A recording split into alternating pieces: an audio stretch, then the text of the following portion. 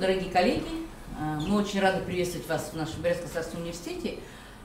Прекрасно понимаю, что параллельно здесь, оказывается, в БРИОПе идут тоже курсы повышения квалификации, тоже по ОРКС.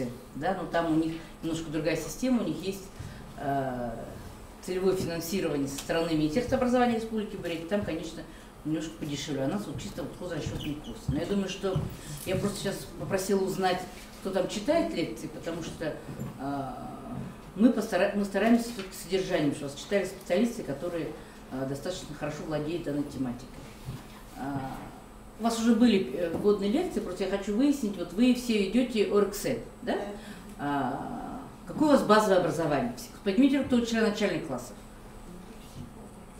Кто учителя истории? Один, да? Угу. Ну, в принципе, курс ОРКС, он такой достаточно интегративный.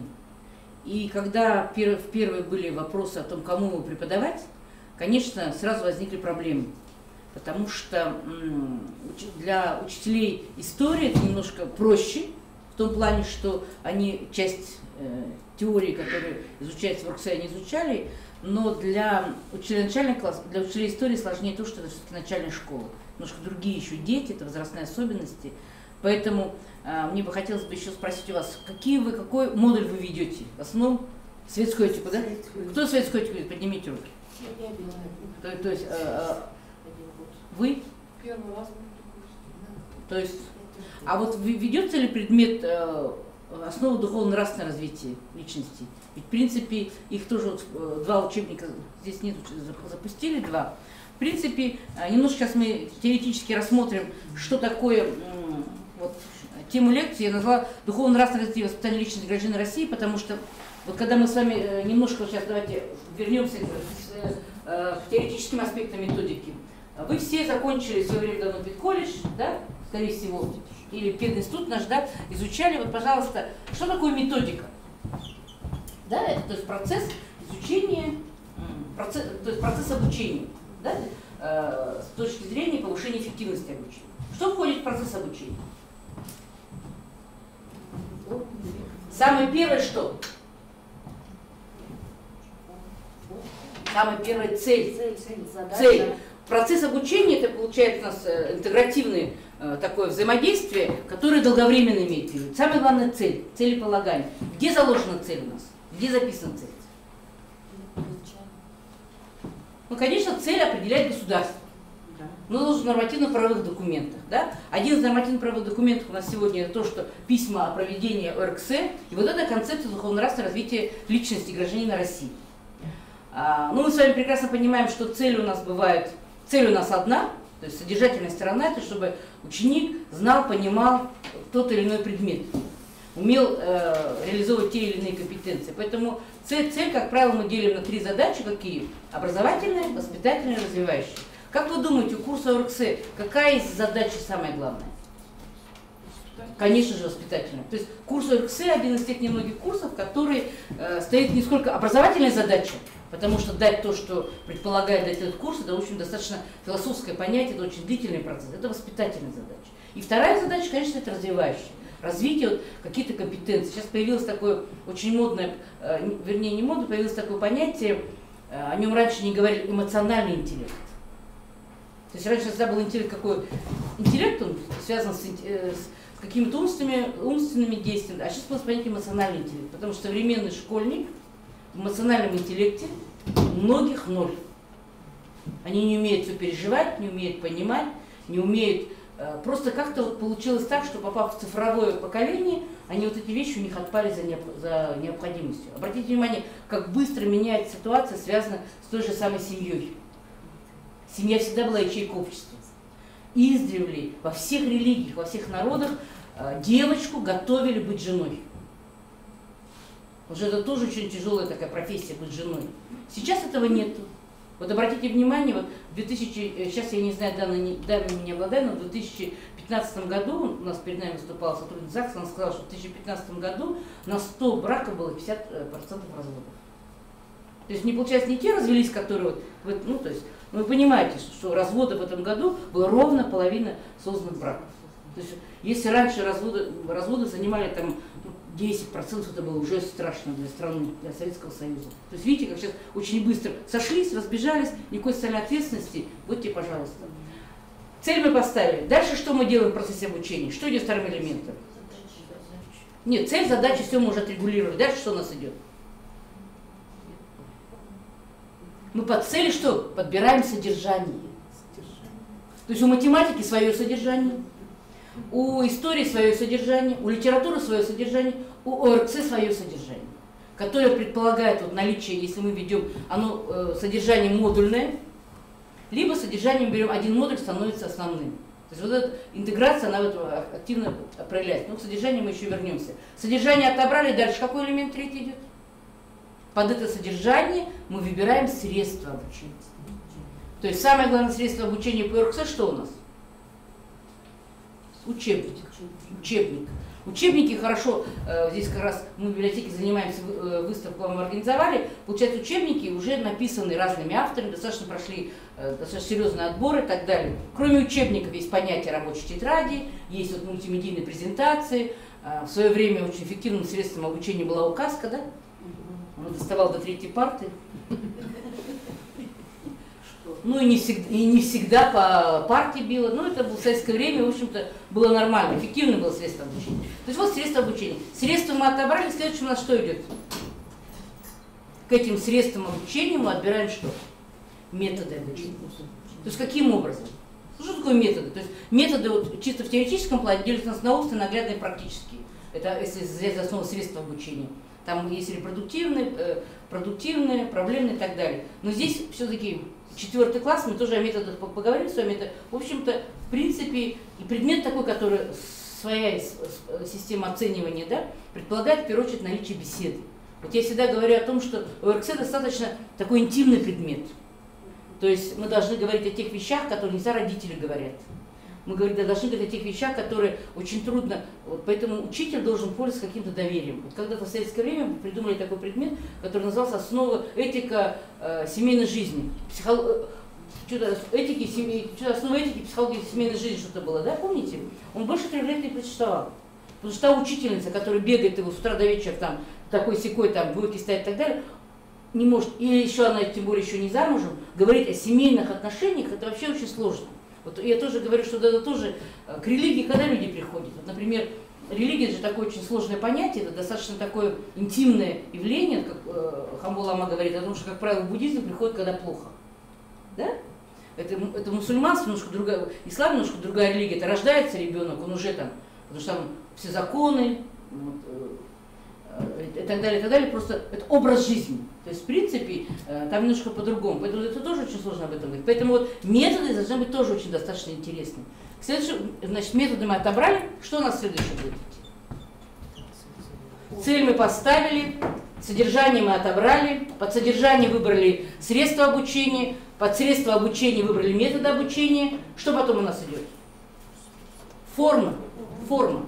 Как правило, форма на сегодняшний день это что? Это урок. Свыше 300 лет назад Ян Амос Коменский придумал замечательное удивление. Он придумал урок. Урок, где собирается определенное количество людей в определенной аудитории, которые за определенное время решают определенные задачи. Вот урок это то, что вот мы сегодня говорим. Но с другой стороны, в рамках ОРКС появляются другие формы обучения.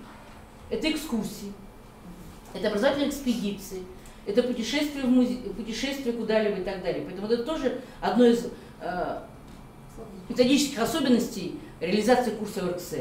Форму мы с вами придумали, там уже в зависимости от того, как мы сейчас планировали. И самое последнее, что у нас? Результат. И вот получается, цель и результат между собой должны коррелироваться. Результат. Результат тоже в курсах ОРКС очень сложно, потому что нет такой оценочной. То есть мы не ставим 5, 4, там, мы не ставим, отметки мы ему не ставим. Да? То есть мы оцениваем немножко другая форма оценивания. Поэтому тоже мы к этому еще вернемся. Но самое главное на всех этапах, цель, содержание, метод и так далее, очень важный компонент, который перекрывает, который соединяет все вот эти процессы обучения в действии, оно начинает работать, это учет возрастных особенностей учащихся и познавательных особенностей учащихся. Возрастных и познавательных особенностей учащихся. То есть мы должны учитывать возраст ученика, это 4 класс, то есть он еще не совсем все понял, что происходит в мире, а мы тут говорим про какие-то религиозные вещи, да, то есть поэтому, конечно, светская этика здесь гораздо проще и легче пойдет учителю даже, потому что очень трудно быть толерантным, когда ты сам, например, православный, а говорит о других религиях, это тоже очень трудно, вы понимаете. Значит, и вот здесь нужно учитывать то, что у каждого ребенка в 4 классе разные познавательные возможности. И когда они приходят в 1 класс, учителя начинают прекрасно понимать, они даже читают с разной скоростью. Кто-то 100 слов в минуту, кто-то 20 слов в минуту читает. Современные психологи доказали, что если в прошлом веке научный текст ученик читал и понимал с 4-го раза научный текст, современный школьник с 12-го раза. Вы чувствуете? Кто второй раз будет читать текст? Я умоляю, вряд ли кто. Да? То есть, даже если когда читает учебник, он прочитал, отбросит и так далее. Потому что многие слова ему непонятны, работа с словами не идет. Я всегда вспоминаю, когда мы учились на 1-м курсе, у нас был такой курс истории КПСС. Все его ругают, сейчас ругают, вот типа такой курс был. А я считаю, это был замечательный с точки зрения методики курс. Кто вот прошел советскую школу, советский вуз, прекрасно понятно, потому что на истории КПСС мы что делали? Мы конспектировали 53 тома Владимира Ильича Ленина, статьи Карла Маркса и Фридриха Энгельса. Что конспектировали? Конспект, это как сейчас мы говорим, уметь выбирать главное. И великим конспектировщиком был Ленин сам. Вот вы даже посмотрите его труды, как там красным выделял, там какими-то кружками и так далее. Ведь этого сейчас дети не делают. Потому что, а конспект это что-то вдумчивое чтение, вдумчивый анализ, выбрать необходимое, и, соответственно, получается результат. Мы этому сейчас не учим. Поэтому вот как раз в рамках ОРКСФ какие-то такие вещи могут быть. Что такое познавательные процессы? Познавательный процесс – это то, что происходит у ребенка в голове, который трудно контролируем, мы порой их не видим. Первый самый познавательный процесс – это внимание. Вот зашли мы в класс, мы должны поймать внимание. Все, внимание мы поймали, потом что происходит? Мы должны завести ребенка, чтобы он стал воспринимать информацию. Второй познавательный процесс – восприятие. Восприятие происходит тогда, когда, например, в любом случае мы зашли, он на нас обратил внимание, это уже хорошо, да? Значит, надо, чтобы мы были как-то так это, либо внешне, либо там как-то голосом, говором, чем-то выделиться. Восприятие должно быть обязательно позитивным. Курс ОРКС, он очень завязан на многих положительных эмоциях. То, что должно? Ну, там, не клоуном, конечно, но такое позитивное отношение к процессу, к школьникам, четвероклассникам, тем более еще они еще маленькие. Мне, что, с одной стороны, что очень приятно, я имела когда-то давно опыт, вела в 3 классе историю города Улан-Удэ. Ну, был у нас такой эксперимент, в 33-й гимназии мы вели в 3 классе. Конечно, было тяжеловато, после, ну, никогда не работала даже в младших классах, да, все время в старших классах тяжеловато было с третьеклассниками, они там все-таки, если что-то прочитают, то я скажу, там как-то очень трудно было регулировать. Но самое главное, я что поняла, что они все понимают буквально. Я у них спрашиваю, когда был образован город Улан-Удэ? Такая тишина, никто руку там, кто один такой мальчик руку поднимает, руку и говорит, Верхнеудинск был основан, Удинский острог был основан в 1066 году. Когда он стал городом и переименован в Улан-Удэ, вы нам не говорили. Вот тогда я поняла то, что они понимают все буквально, это говорить, что какие явления следуют за другими явлениями.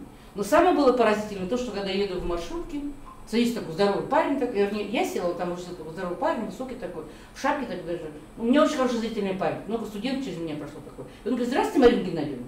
Я такая, что-то говорю, я тебя не узнаю. Он говорит, а вы у нас в 3 классе историю вели.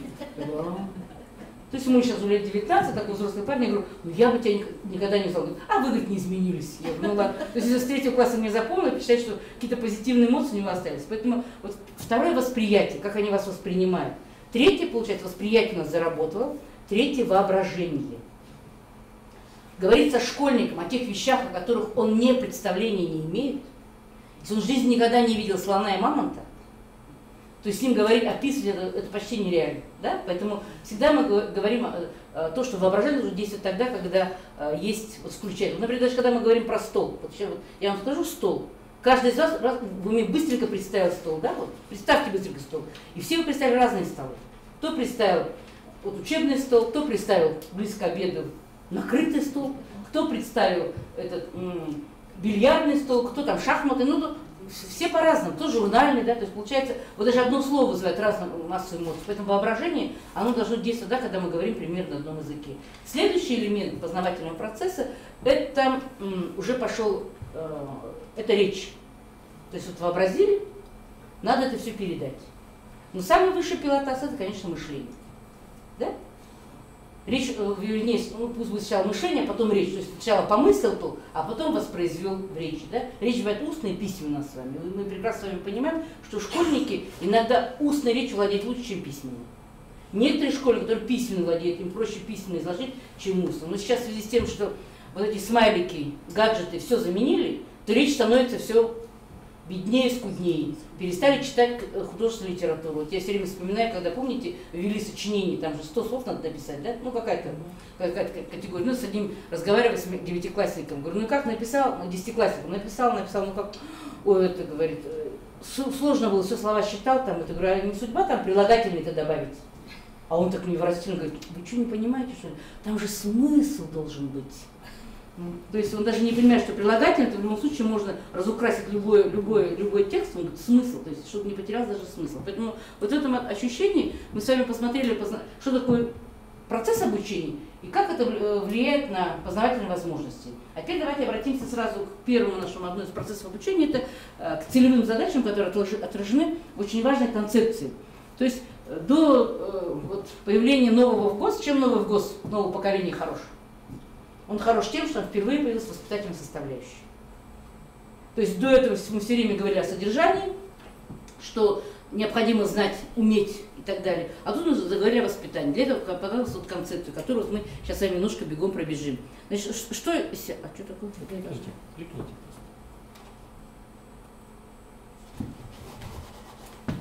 Не, кликните просто. Куда? Объясните, пожалуйста. Вот начинаем с... Почему такая возникла концепция на сегодняшний день? Потому что у нас появилось очень много вызовов времени. Первый вызов времени – это что человек не всегда готов меняться. То есть происходит дезадаптация человека к стремительно изменяющемуся миру. Мир меняется так быстро, что мы не успеваем приспособиться.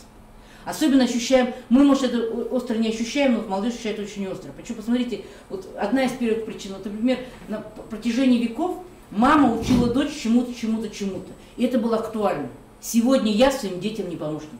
Потому что произойдет через, даже не знаю, что произойдет через 5 лет, не знаю. Вспомните, когда появился первый мобильный телефон, как они изменили нашу с вами жизнь. А вот эти всякие другие гаджеты, которые сейчас происходят. Когда, вы помните, ну, молодежь, наверное, не помню, фильм был про Алису, там, милофон такой появился, да, там, господи, видео, а сегодня это видеотелефон, пожалуйста. Все пользуются, скайп и так далее, программы. Поэтому мир меняется очень быстро. И, соответственно, что происходит? Растет уровень информации, коммуникации и так далее. Второе, происходит, как бы мы ни хотели, ухудшение среды обитания. Экологические проблемы никто не отменял, они развиваются, растут дальше и так далее. Третье, очень важно, отрыв от своих корней. То есть раз человек жил в одном месте, как-то там мог пригодиться, сейчас это большая проблема. Посмотрите, что происходит с нашим сельским хозяйством и деревней. Выезжающие в город вряд ли вернутся обратно. Да, они будут искать всякий повод, получают образование для того, чтобы остаться в городе. Уезжающие в Москву то же самое, уезжающие за границу тем более. Вот у нас, например, с какой процент выпускников уезжает за пределы Бурятии? Вряд ли они вернутся сюда обратно. Поэтому это тоже одна из тех проблем, которая говорит об отрыве человека своих культурных корней, кризис самоидентификации. Конечно, сейчас происходит очень сильный, ну не сильный, но есть морально-нравственный упадок. То есть сейчас мы недавно обсуждали, про семью мы с вами говорим, да? Вот понятия появились, это как однополые браки и так далее, что тоже не совсем хорошо в понимании. Ну, хорошо-плохо это тоже очень трудно говорить, потому что в истории вообще нет ничего хорошего, все это было, имело место быть. Появляются новые псевдоценности, человек погружается в систему искусственного мира, и происходит манипулирование сознанием человека при помощи различных предметов, свойств, техник воздействия. Да? Ну и, соответственно, конечно, происходит психологическая незащищенность человека. То есть он психологически не защищен. И, соответственно, все это выливается в семью, да. Ну, один из самых хороших выходов это напился, вот тебе забылся, и, ну, какую-то проблему будто бы себя снял, да, поэтому это тоже достаточно раз. Ну, вы видите, да, что мы одна из республик, которая занимает первое место по суициду. Но, с другой стороны, вот я недавно такую услышала теорию, что это тоже один из элементов, что мы буддийская религия. То есть, если в православии там суицид это очень страшно, то в буддизме это не очень страшно. Вот я как-то с этим маленько не соглашусь, но я думаю, что тоже есть что обсуждать. Поэтому на сегодняшний день это, конечно же, всегда была система запретов. Вот, кто историки, помним, да, что во все времена была система запретов, были какие-то назидания, так нельзя, то не делай. Сегодня на современной школе, сложно воспринимает, да, и поэтому, вот я о чем и говорю, о том, что появилось понятие эмоциональный интеллект, то есть моральных запретов очень стало мало, моральных вещей, вот сейчас, с одной стороны, что нам показывает телевизор, что показывает нам, вот я все время возмущаюсь кинофильмом, который про современный есть про учителя.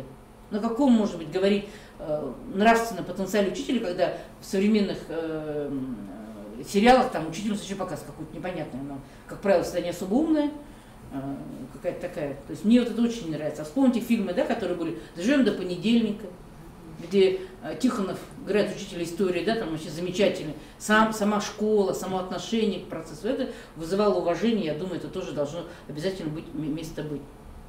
Так, но это вам презентацию она будет, поэтому мы прикрепим как раз к вашим всем этим возможностям.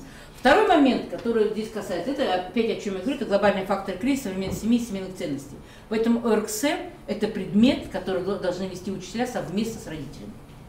Даже специально, вот, когда я читала методику проведения ОРКС студентов, у меня была лекция «Родители», роль родителей в преподавании предмета, потому что по методике истории там не очень обязательно родителей включать, а здесь включать необходимо, потому что это и семейные ценности семьи в том числе, да.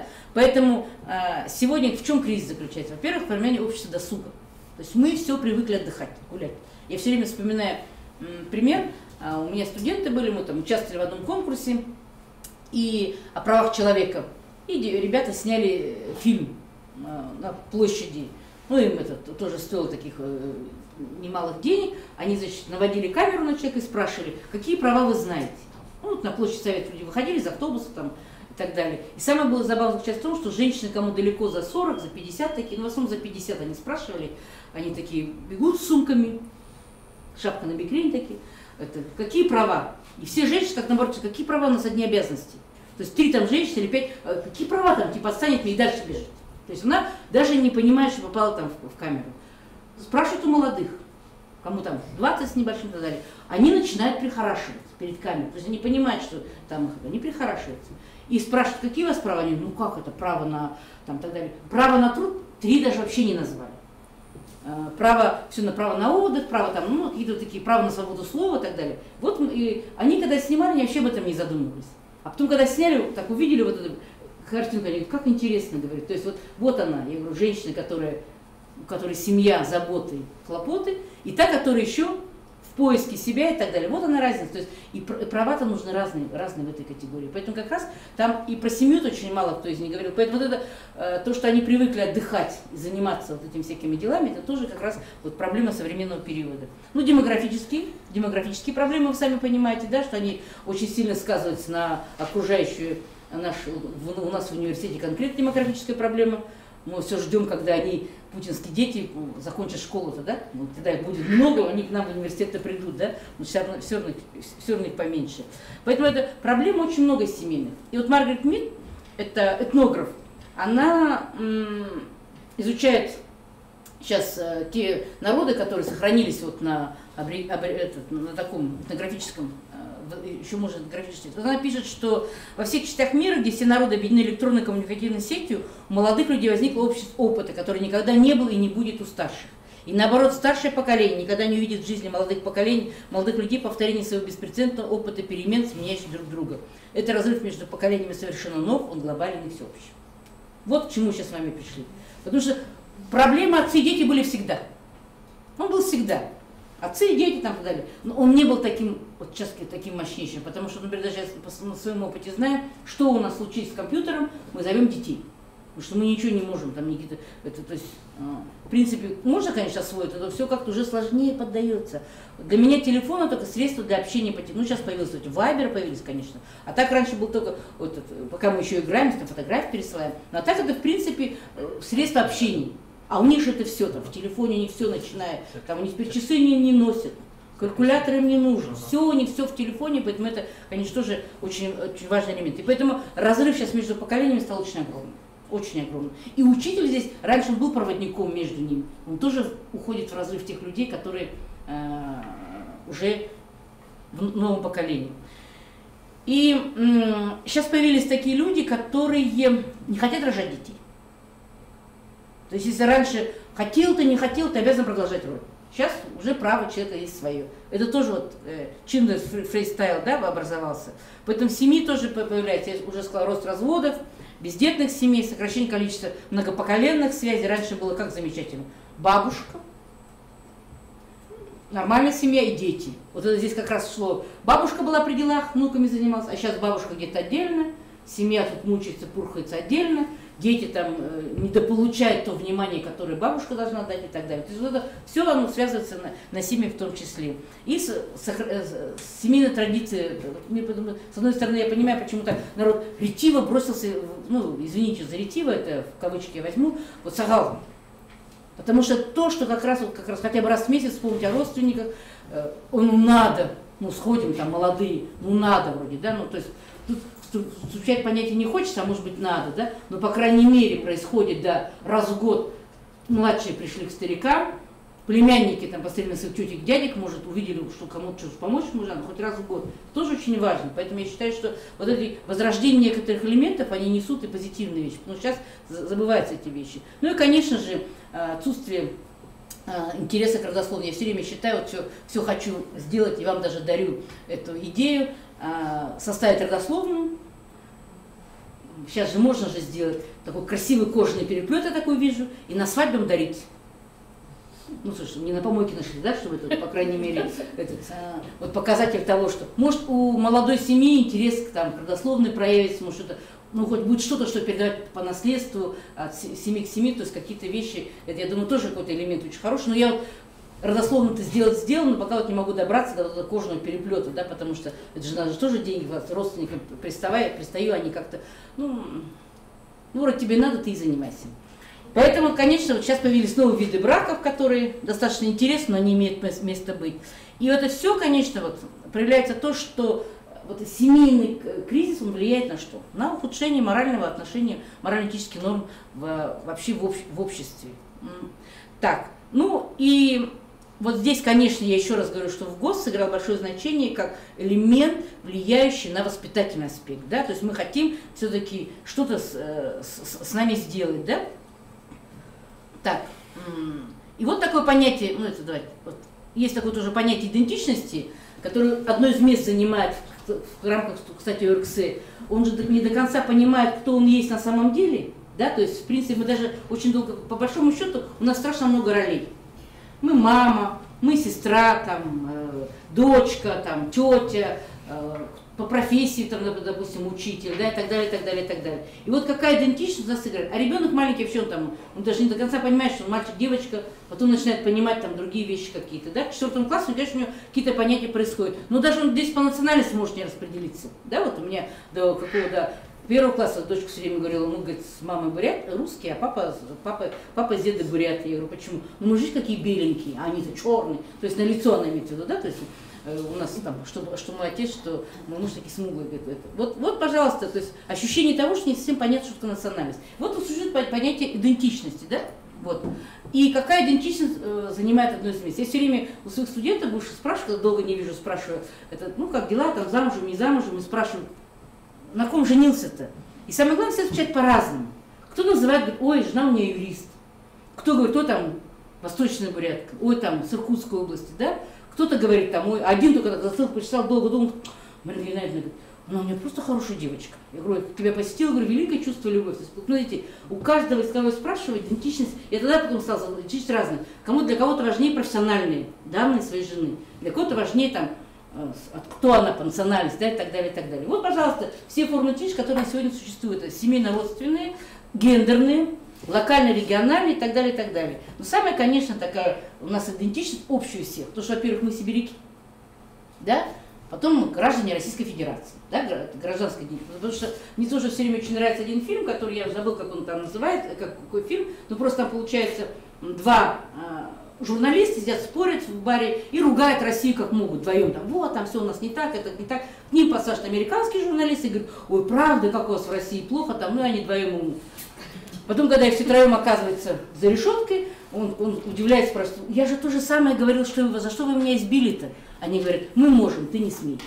Это тоже уровень нашего патриотизма. Мы можем покритиковать, но ты не смей, не дай бог. Поэтому вот то, что я считаю, произошло, когда в воскресенье, да, наши хоккеисты выиграли да, золотую медаль на Олимпиаде, я считаю, это вообще такое-то ощущение, потому что кто только мне не позвонил, я была искренне удивлена, что сколько людей смотрело хоккей. Да, потому что я в это время ехала из деревни, поэтому не смотрела телевизор. Поэтому это ощущение того, что это единение, вот это патриотизм, конечно, это великое дело. Ну, хотелось бы, конечно, чтобы Алиса Джамбалова у нас взяли бы ее в эстафету бы.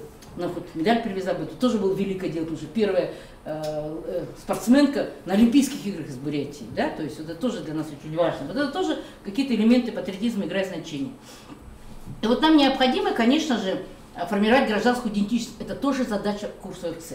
Формировать гражданскую идентичность и понимание, что мы граждане России, мы сибиряки, все равно сибиряки, и мы граждане Республики Бурятия. Это тоже очень важный элемент. Что концепция себя включает? Во-первых, то, что у нас на первом месте выходит база национальных ценностей, и эти ценности необходимо передавать из поколения в поколение. Это хорошо, что это принято на законодательном уровне, да?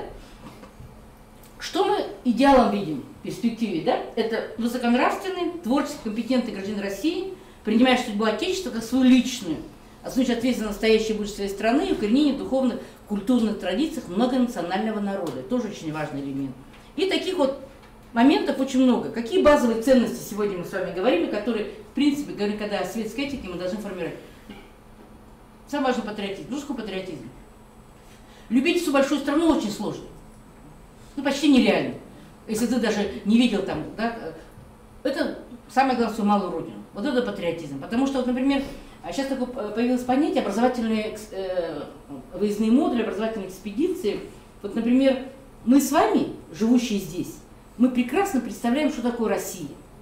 Мы знаем, где находится Пенза, где находится Псков, да, где находится Рязань, где находится Москва. Живущие в Москве не знают. Потому что они изучают историю Москвы и ближайших окраин. То есть они, там история Сибири, там 1 час есть в истории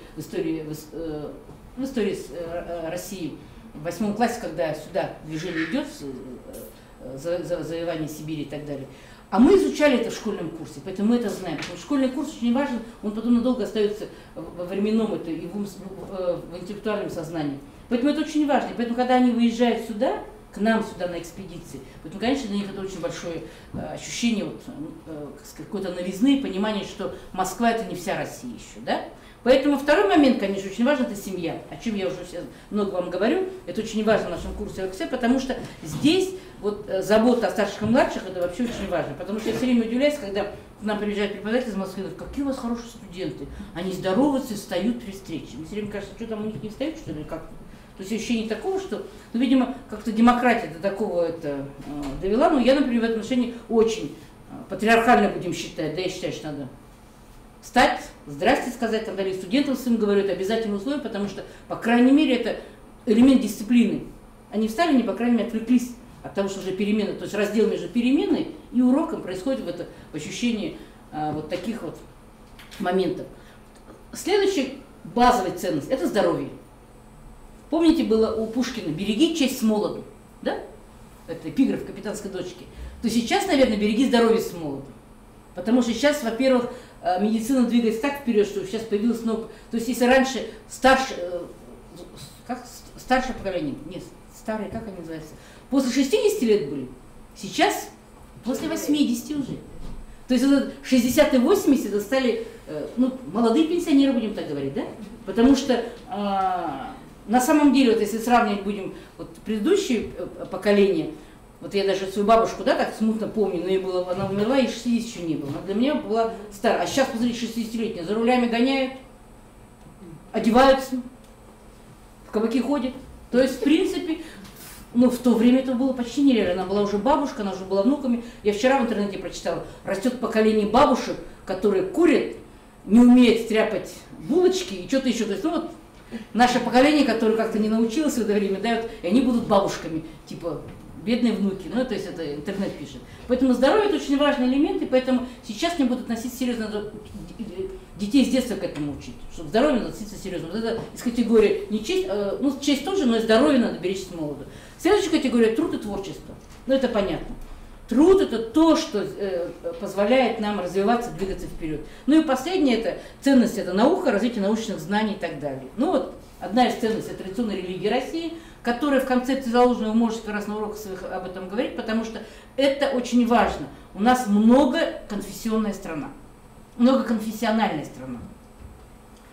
Ислам, вернее православие, ислам на втором месте, на третьем буддизм, да, потому что на сегодняшний день по численности населения татары занимают второе место, то есть всех проживающих на территории нашей страны, да, ну и буддизм, вот они все время, эти три представителя религиозных всегда рядом, в великие праздники, да, с главой государства уже, наверное, обратили внимание, да, и вот мы как-то научились строить такой межконфессиональный диалог, что очень хорошо. У нас в республике, вы тоже видели, да, вот у нас, когда мы со студентами этот курс читали, они у меня были во всех, они были в Дацане, они были в церкви, они были в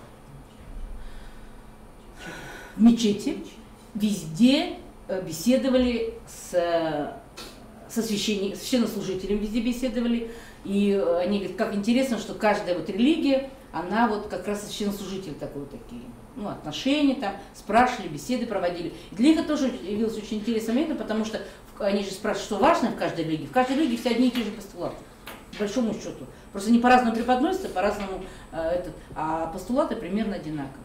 Ну и предпоследнее искусство и литература. Это тоже очень важный элемент, почему? Потому что потихоньку мы стали от него отходить и вот не воспринимать эстетические вот эти ощущения, то, что происходит, да, вот в окружающей действительности. Ну, одна из базовых ценностей – это природа, отношение к природе в первую очередь, да. Вот мы недавно были, у нас к нам приезжала несколько лет подряд, вот она посчитала, 9 месяцев, в течение 6 лет приезжала к нам француженка из университета Париж-8, Вероник Буа. Кстати, что меня искренне потрясло, ей вот на момент, сейчас она защитила, ей уже под 60 лет было. А когда первый раз она приехала, было за 50, то есть она была такая, ну, не молодая, будем такая девушка, значит, писала диссертацию о экологическом воспитании. Она объездила, ну, самое главное, конечно, я прекрасно понимаю, она приезжала к нам летом. Значит, она была в Кижинге, в Иволге, почти все районы Бурятии объездила, в Закаменске была, в Тунке была, разговаривала с учителями и так далее. Но я понимаю, каждый учитель немножко прихваливал там и так далее. Ну, мы же имеем же такой тенденцию там. Потому что когда она написала диссертацию, там, в общем, наши бурятские школы, супершколы получили свою диссертацию. И когда была защита, ну там экологически, конечно, понятно, да, когда была защита, председатель комиссии такая спрашивает, я только 2 недели назад, ну, Франция, представьте, в Париже, да, она говорит, я только 2 недели назад услышала о том, что есть такая республика Бурятия в России. Но я считаю, что все школы Парижа, все школы Франции не надо переводить на бурятский опыт. Ну и у нас спрашивают, на самом деле, так ли это? Ну, мы говорим, по большому счету, конечно, школа у нас замечательная, но экология на первом месте. Мы находимся на берегу озера Байкал, у нас отношение немножко к природе другое, чисто еще из религиозных соображений. Но, с другой стороны, я понимаю, конечно, она там какой картинке, но, с другой стороны, она, такой посыл у нее был, она говорит о том, что ваша школа очень практикоориентированно готовит к жизни. Потому что каждый, заканчивает школы, знает, в какой вуз он будет поступать. Ну, это ее французская логика. А у нас, я говорю, а у вас как? А у нас, говорит, школа не учит к жизни, она просто дает знания. Поэтому они, когда заканчивают школу, не знают, что делать. Я говорю, что они делают? Ну, родители, говорят, 2 года путешествуют по миру, чтобы найти себя. Я говорю, как хорошо. Я бы тоже 2 года путешествовала по миру, да, если были возможности. Я ей объясняю, она, у вас очень четко родители направляют. Я говорю, конечно, родители, у нас, как правило, в вуз поступает, как в камеру хранения, да, на 4 года. Ну, неизвестно, что будет через 4 года, но тут хоть там. Хорошо, сразу угадали, замечательно. Ну, не угадали, там уже другие проблемы. Поэтому вот это отношение к природе, мы, экологическая республика, с экологией связаны, почему? Потому что мы все-таки Байкал у нас, да? Ну и человечество, то есть отношение, поэтому я вам еще раз говорю, что когда во Франции были, мне, конечно, было очень удивительно, что, поэтому я сейчас хочу диссертацию перевести на русский язык обратно, и прямо цитировать ее везде и всюду, как она хвалит нашу бурятские школы, наши отношения к процессу, потому что она говорит, что у вас все равно воспитание занимает очень большое значение, чем у них в больших крупных городах, где воспитанию уделяют времени. Так, задачи духовно-нравственного воспитания, что входит в наш курс ОФЦ, мы сейчас так бегом с вами пробежимся, посмотрите. Во-первых, это личностная культура, это семейная культура, это социальная культура, это социальная культура предполагает как раз вот именно профессиональное предпочтение. Вот, например, в американской системе есть такое понятие индивидуальный образовательный маршрут. Там каждые 3 года спрашивают ребенка, кем ты хочешь стать. Да? проводит там, ну, это очень длительная психологическая процедура, там, конечно, не так все просто. Ну, кем ты хочешь стать? Он говорит, вот хочу быть шофером. Ему говорят, для того, чтобы стать шофером, нужно знать. И перечислять, что необходимо знать. Чтобы сидеть там физика, там какие-то предметы. А, не буду шофером, вот буду президентом. Что нам необходимо? То есть, получается, перед тем, как он говорит, определяет, кем он хочет быть, ему сразу определяет, какие предметы занимают большое значение, имеют в этом быть. Поэтому в этом отношении я думаю, что это очень, очень важно, потому что ребенок сразу понимает, что кроме того, что шофер это вообще легко и просто, оказывается, там нужно знать и так далее, и так далее, и так далее. Да? Даже чтобы тем же, там, я не знаю, кем работать, всегда необходимы какие-то определенные усилия. Я все время вспоминаю, мне очень нравится эта картинка, да я вся жалею о том, что вот не было таких этих. Вот, взял и записал, там, сфотографировал. Оригус показывал, Оригус, по-моему, или Тивиком, спрашивали у детей на Арбате, кем ты хочешь стать. Это было в 2014, где-то 2012, где-то вот в этих годах. Значит. И там спрашивают у детей 12 и выше лет. Тогда был модный, нет, позже, это был еще 90-е годы, тогда был модный фильм-то был, бандитами все хотели это быть. Угу. «Бригада» был фильм. Ну, это у детей спрашивают, кем ты хочешь быть, там, банкиром, юристом, все пишут. И такая девочка идет, понимаете, мне что понравилось, вот такой бант вот здесь, ну, розовый такой бант у нее. И самое главное, все же рюкзаки, а у нее такой портфельчик. Идет такая, спина прямая, такая девочка, ну, лет 12, там, 11, может, 10, я не знаю, такая. Ее спрашивают, кем ты хочешь быть, на школу? Женой президента. И идет дальше. Понимаете, вот эта вообще картинка. Я думаю, что, конечно, женой президента она, может быть, и станет, но, по крайней мере, это ощущение вот такого себя несения, это было вообще великолепно.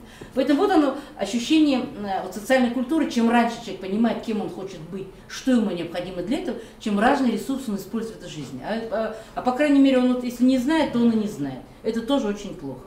Так, ну, значит, это мы сейчас тоже уберем.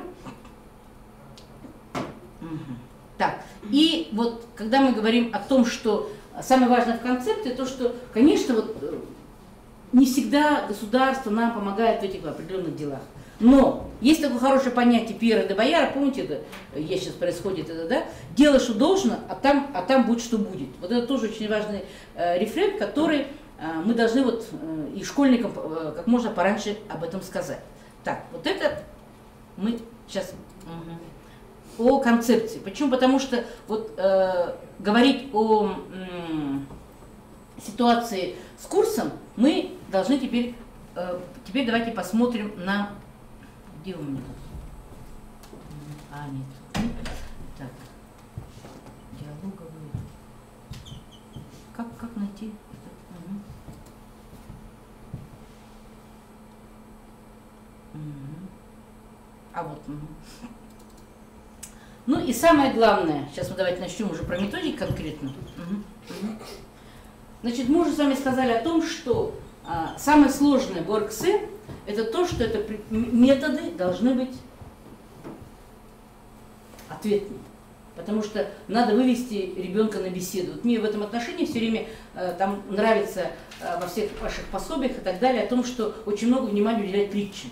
Но притча тоже очень замечательное явление, которое вот характеризует отношение к процессу, с которым можно построить учебный процесс. Вот я вам тоже про одну притчу расскажу сейчас, которую я имела опыт использовать в своей практике.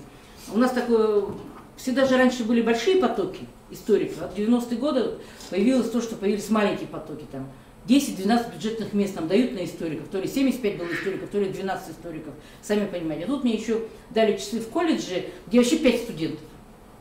Я даю вам гарантию, что чем меньше аудитории, тем сложнее преподавать. Очень сложно. Я поэтому понимаю учителей малокомплектных сельских школ, потому что это очень сложно, там должна быть своя специфика быть. Вот захожу я на первую лекцию у меня, методика преподавания, захожу, сидят 2 студента. Я говорю, а что, где другие? Ну, непонятно где. Ну, ладно, говорю, хорошо. Ну, 2 человекам я там первую лекцию, там прям аж сама устала, все им прочитала, рассказала. А у меня подряд вторник, среда. В среду прихожу, 2 других сидят. Я говорю, вы кто? Они говорят, мы вот те. Я говорю, а те где? То есть, понимаете, нет ни одного связующего звена между предыдущими и последующими. То есть, получается, мне придется снова читать первую лекцию, потому что эти же не знают, о чем должна я говорить. И поэтому, исходя из этого, я так расстроилась, конечно. Но говорю, хорошо, друзья мои, будем работать в таком режиме. Я вам расскажу притчу, и чтобы больше мы к этому делу не возвращались. И вот притча звучит таким образом. Приходит мулла на проповедь, всю ночь готовился, там так далее, там сидит один прихожанин. Он такой говорит, что делать-то, читать проповедь или не читать? А прихожанин ему говорит, я так-то, говорит, неграмотный, но тебе скажу, когда ко мне лошади, я, говорит, конюхом работаю, когда ко мне лошади приходят, я их всегда кормлю. Муле стало стыдно, он начал читать проповедь, враж вошел, в общем, читает и читает там, этот бедный прихожанин сидит ерзает, уйти неудобно, он же один, уже устал, уже слушает, так весь уже там. И тут мулла обратил внимание на него, видит, что он устал, быстро прекратился, ну, пришел к заключению и спрашивает, как тебе моя проповедь? А прихожанин говорит, я так-то, говорит, не грамотный, я конюхом, но тебе скажу, когда ко мне лошади-то приходят, я весь корм-то ими скармливаю. И вот поэтому, вот, как тут эту притчу им рассказала, и вот мне потом все время спрашивают, что тебе, как тебе всех к тебе ходит? Ну, вроде все время ходили четверо, так пятую, так я девушку не видела. Я говорю, ну, они, видимо, осознали, что, в принципе, я же не могу каждый раз 2 раза одно и то же читать, но хотя бы один посредник должен быть между вами. Поэтому как раз, говоря о таких вещах, мне хочется сказать, что вот самое важное в ОРКС, вот использование притч, разных вариантов, ситуаций, потому что притча, она, во-первых, имеет несколько смыслов. Во-вторых, это даже чисто приятно рассказывать. Притчу они слушают лучше, чем какие-то правильные вещи. Через притчу можно сказать, что это хорошо, что это плохо. Поэтому один из самых важных методик в преподавании ОРКС – это диалоги. Это диалоговые методики. Так, что такое диалог? Это, во-первых, способ общения, как разговор. Но вывести на разговор тоже, посмотрите, даже вы обращали внимание, в компании иногда, вроде собрались люди, знакомые друг другу, но не всегда складывается разговор. Кто-то где-то там не получается, где-то тема может не подобрана нормально, нету той душевности и теплоты, может быть. Поэтому разговор это между людьми, какой-то особый такой должен быть, сохраниться этот контент общения. Второе это переговоры. Переговоры это что? Это 2 противоборствующие стороны, которые должны о чем-то договориться. Как правило, одна сторона пришла с мыслью, вот надо уговорить, другая пришла с мыслью не согласиться. Правильно? Поэтому переговоры тоже другая немножко технология, где нужно уловить те моменты и прийти к какому-то общему консенсусу. Это тоже очень сложная работа, а у нас с вами все время переговорная площадка. То есть мы пришли им дать эти знания, а они сопротивляются, не хотим, мы хотим жить так, как мы хотим, и ваших знаний нам не надо. Да? Потому что, как кто сказал, школа это то место, где задают вопрос, на которых задают вопрос, который мы и не спрашивали. То есть спрашивают ответ, на который вопрос мы не задавали. Да? То есть мы немножко на разных полюсах находимся. Второй момент – это то, что свободный обмен. Вот здесь уже, конечно, обмен очень сложно организовать в учебном процессе, то есть необходимо, чтобы они предварительно подготовились, создать мотивационное поле, чтобы они приготовились. И иногда, по-моему, на экзаменах испытываю себя как фашист на допросе. Но я прекрасно понимаю, что когда партизанов допрашивали, да, что та-то сторона-то знала, но не хочет говорить. А мой напротив, он не знает, и поэтому ничего не хочет говорить. Поэтому ощущение очень сложное. Да, это начинаешь там, вот, сама за него рассказывать, но в конечном итоге я уже поняла, что чаще я говорю на экзамене, чем они, потому что хочется же, чтобы хотя бы экзамен стал обучающей площадкой. Да? Ну и, соответственно, жанр произведения написан в форме беседы. Ну, это самый высший пилотаж, это очень трудно, вы сами понимаете, но это тоже могут, кстати, школьники это делать. Диалоги в образовании, она занимает очень большое важное место.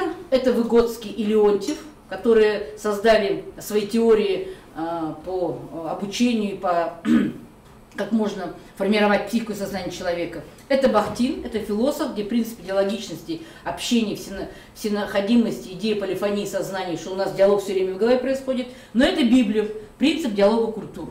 Здесь самое главное заключается в том, что мы все примерно, даже в разных культурах проживающие, можем всегда договориться о том, потому что образ мира сформируется все-таки в сознании постепенно, не сразу вот так. То есть мы часто видим, вот очень часто показывают фильмы, это тоже очень хорошо детям показывать, где встречаются разные поколения, где встречаются разные культуры, где встречаются, например, очень хорошие фильмы, где как «Машина времени», да, вот. То есть человек из нашего времени попал в другое время. И как он реагирует? Я, например, все время в 5 классе, мы же когда изучаем историю древнего мира, даешь им сочинение, как я попал в первобытный мир, напиши. Каждый третий достает спички или зажигалку, чтобы достать. Сейчас стали писать про телефоны, потому что есть же очень хороший этот рекламный ролик. Папа, какой был у тебя телефон в детстве? А понять ребенку, что у папы никакого телефона не было, стационарный точно в каждой квартире был, правильно же, да? Когда уже в 60-е годы точно так это было. Телевизор-то появился когда? Не так давно, в принципе. Поэтому в их понимании, вот то, что не было, это очень сложное понимание. Я все время тоже удивляюсь, мой ребенок читает книжку «Мир необыкновенных вещей» 74 года выпуска. Я спрашиваю, что читаешь? Она говорит, доисторическую книжку. Я говорю, почему доисторическую? Она вышла до моего рождения. То есть вот, то, что было до их рождения, это вообще для них темный лес, и они во многое не верят. Да? Поэтому вот это тоже диалог культур того времени и современности тоже можно состыковать в том плане, что по принципам, по ценностям, по ценам даже, по ценовой политике, например, да, что тоже очень интересно. Раньше, например, сейчас посмотреть, вот вам маленькая исследовательская работа, да, 5 копеек стоил автобус, 3 копейки стоил трамвай, да? И вот сравнить с той зарплатой, которая была, какой-то процентное место занимал. Хлеб сколько стоил. Вот, пожалуйста, такую работу провести, и, конечно, будет понятно, что не все хорошо было. Сейчас очень много ностальгии вспоминает советское время, но с другой стороны, понимание дефицита им тоже сейчас не понять, да? Очереди какие были, это же все же, а это было еще наше время, то есть мы еще помним. Я, например, все время возмущаюсь в то время, потому что мы же родились в Советском Союзе. И для меня вот ощущение вот Владимир Ленин, как все связано с историей КПСС, было как-то близко, как-то так это, да, это. И когда вот мальчик едет и говорит, встретимся у Чупа-Чупса, я же прямо там чуть в микрике его не побила чуть, да, потому что, какого Чупа-Чупса? Мне как-то такое подозрение зародилось сразу. Хотя, в принципе, не имела права вмешиваться, по телефону разговаривать, просто в микрике на столе сидел. Он говорит, у головы. Ну вот это потом, когда я трубку бедный положил, он уже 10 раз пожалел, наверное, потому что я такую остательную работу с ним провела. Ну как так-то? Ну Ленин в нашем понимании все-таки это все-таки вождь и так далее, и так далее. А сейчас многие даже не знают, как его правильно зовут. Наши студенты сделали опрос, кому памятник поставлен. Только единицы назвали, что это Владимир Ильич Ульянов Ленин, там, так далее, и так далее. Почему он Ленин, тоже очень многие не знают, что это, в принципе, от реки Лена, где он проходил, да? Не проходил, конечно, а находился в ссылке, да? Так, диалог как способ бытия в мире культуры. Вообще диалог это очень важный элемент, и поэтому, конечно же, диалог это в первую очередь пробуждение человека к интересу к иному, к другому. Если у нас есть интерес к иному, другому, мы будем двигаться вперед. А если мы не только на себе зациклены, конечно, здесь тоже очень, очень сложно воспринимать ситуацию. Услышать иную точку зрения. Это очень сложно, но это возможно. То есть вот, переговоры в этом и заключаются, что надо остановиться, послушать, может быть, он в принципе, потому что всегда могут быть две разные точки зрения на вопрос, но здесь тоже имеют разные варианты. Способность рефлексии, то есть проанализировать себя, смысл и так далее. Ну и, конечно же, неприятие изложений в монологичном ключе с позиции правильной трактовки. Но есть очень много категорий людей, особенно учителя этим грешат, вот так и только так. И ничего другого, да, поэтому нам очень трудно вступить в диалог, потому что мы статусом там навеяны возрастом и так далее, и так далее. Ну и, конечно, попытаться войти в роль иного, житься. Вот посмотрите, кто знает, что это за фильм? Старик Хоттабыч. Вот, проблема понимания. Сколько вот в этом фильме тех выявлений, которые именно построен на том, что диалога-то не получается. То он мячи всем подбрасывает футболистам, помните, да? То он ворота раздвигает. То есть он делает так, как он понимает. Хотя это не совсем понятно для мальчика. Вот вам, пожалуйста, этот фильм тоже очень хороший для использования. Диалог, проблема понимания. Второй момент, посмотрите. Замечательный фильм «Белое солнце пустыни», да? Где все кино, он пишет письма своей, где-то там далеко в России, по-моему, даже не жене, а просто даме сердца, да? И вот как воспринимает Гюльчатай и все жены этого отношения. Тоже это диалог, который требует понимания. Или вот, посмотрите, я считаю, что Шойгу надо назначить министром образования Российской Федерации. Тогда, я думаю, может, у нас в образовании все как... Все же вспоминают же, кто такие были пожарники до прихода к власти Шойгу. Это были даже анекдоты про них, помните, да, и так далее. За короткий промежуток времени из пожарников и так далее создали мощную систему, которая сейчас очень уважаемы люди МЧС, и зарабатывают неплохо, и реально успевает все в принципе работать. Поэтому сейчас в военном все, вот в образовании пришел бы, вообще было, наверное, замечательно, да, потому что у нас как-то все какие-то... мы как-то все-то вяло текуще у нас все происходит, и потихоньку рушится вот система образования, которая была достаточно неплохая в свое время. Вот он, пожалуйста, Шойгу является представителем великого тувинского народа, да, который, в принципе, тоже имеет свои особенности, потому что Тува, республика, которая позже всех вошла в состав Советского Союза. Позже всех. И поэтому там тоже есть свои моменты, которые имеют место быть. Вот два разных, ну, получается же все в этом отношении. Вот, пожалуйста, картинка, которая показывает о том, что вот сегодня очень... Я вам сейчас еще покажу одну картинку на восприятие разного, специально нашла в интернете для показа, вот, понимания друг друга. Посмотрите, дело в том, что на современном этапе вот, религиозное воззрение тоже вступает в активную фазу, но с другой стороны у нас государство отделено от церкви. Поэтому школа светская территория. И вот поэтому, соответственно, всякие религиозные одеяния не должны быть, все-таки светской одежде должны ходить дети в школу. Например, почему в Ростовской области, правильно, вводят, в Ставропольском крае вводят школьную форму. Это одно из условий, потому что там очень много представителей мусульманского мира, чтобы школьная форма – это школьная форма, сами понимаете, это все-таки. Но с другой стороны, в Англии, например, только колледжи, имеющие специальную лицензию, имеют право иметь свою школьную форму. В Японии то же самое. То есть школьную форму имеет право вводить не каждый. Школьная форма – это, получается, отличительное показательное явление школы высшего уровня, что в Японии, что в Англии. Понятие о культурном шоке. Например, мы все прекрасно понимаем, что великий русский поэт Пушкин корнями уходит в далекую Африку. Да? То есть здесь говорить о том, что великий русский, мы тоже должны понимать, что... И вот он тоже пишет разные произведения, которые можно использовать при изучении основ религиозной культуры. Вот Пушкин пишет «Подражание Корана» и взял из Корана сам Коран. Вот, пожалуйста, можешь с этим тоже поработать, что, в принципе, на любую тематику, вот, «О жены чистые пророка, от всех жен вы отличены, страшна для вас и тень порока, посадка синей тишины, живите скромно, вам пристало, безбрачной девы покрывала, храните верные сердца, для них законных и стыдливых, да взор лукавый нечтивый не узрит вашего лица». Вот, пожалуйста, и высказывание из Корана, да, то есть Пушкин тоже по этому поводу имел место быть писать. Очень хороший момент работы в диалоговой технологии – это сказки. Отношение к сказке достаточно очень интересное. Вот я сейчас была в Москве на конференции по сельской деятельности, там мы с вами проводили мастер-класс именно тоже по сказкам, что каждая сказка, вот российская сказка, она имела место, такие этнографические корни. Например, сказка вот про, вот здесь как вот вывозили в лес там и так далее, это сказки о том, как из одной, вот, из детства девушки переходили вот в юношество, да, то есть вот это смена картинки, то, что нас вот про медведей, все это смена картинки, приход уже возвращались они к бабушке и дедушке, уже в новом статусе, уже девушек взрослых, то есть момент вот этого перехода статусности. У нас это происходит незаметно, никаких мы не проводим таких обрядов, да, а в дореволюционной России во всех народах это был такой специальный обряд, когда мальчик переходил в систему юношей, девушка девушки, тогда она уже могла становиться женой, матерью и так далее, и так далее. Вот вам, пожалуйста, тоже ощущение, да, разные герои, разные отношения, это тоже диалог, использование в процессе. Поэтому диалоговые технологии, они хорошо действуют на разных примерах. Поэтому, конечно же, хорошо бы иметь свою такую базу фильмов, базу сказок, которые могли бы поработать со школьниками в этой ситуации.